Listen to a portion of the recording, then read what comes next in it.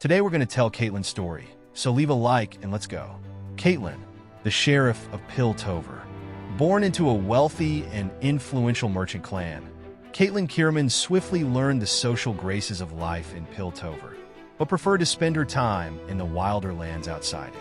Equally adept at mingling with the moneyed elite of the City of Progress or stalking a deer through the mud of the forest, she could confidently track a bird on the wing over the merchant districts, or put a shot through the eye of a hare at 100 paces with her father's repeater musket.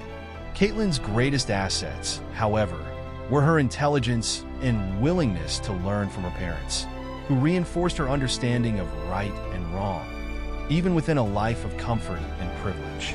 Her mother was one of the highest controllers in Clan Kiramman, and would always warn Caitlyn of Piltover's seductions and its gilded promises that could harden the kindest heart. At first, Caitlyn paid little heed. To her, Piltover was a place of beauty and order that she cherished after each trip into the wild. All that was to change one progress day. Some years later, Caitlyn returned to find her home ransacked and empty. The family retainers were all dead, and there was no trace of her parents. Caitlyn secured the house and immediately set out to find them. Tracking within the confines of a city was very different from hunting in the wild, but one by one, Caitlyn located the thugs who had invaded her family home. The trail eventually led her to a hidden safe house, where her mother and father were being tortured for information. She rescued them under cover of darkness and alerted the Piltover wardens. Though not one of the kidnappers they arrested knew the identity of the individual who had hired them, only a proxy with the initial C.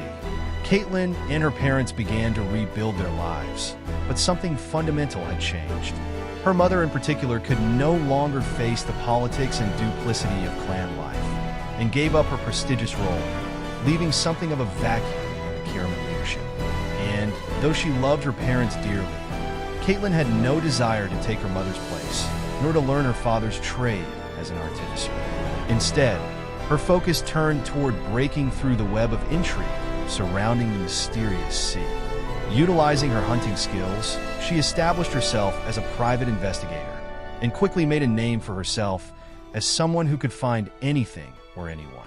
In recognition of her self-made success, Caitlyn's parents crafted her a hextech rifle of exquisite artifice with greater accuracy than any musket. The weapon could take a variety of specialized shells and be easily modified in the field.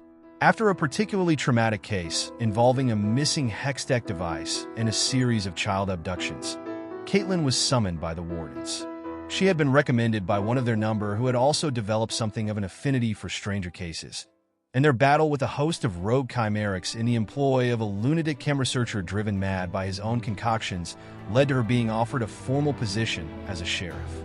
At first, Caitlyn refused, but eventually came to realize that the warden's resources could potentially get her closer to discovering the true identity of C.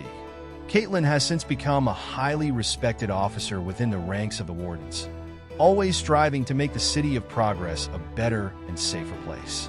She recently partnered with a new recruit from Zon, the brash and reckless Vi. How such an unlikely pairing came about, and been proven so effective, is the subject of wild rumor and tavern speculation among their fellow wardens, as well as those they haul away to jail.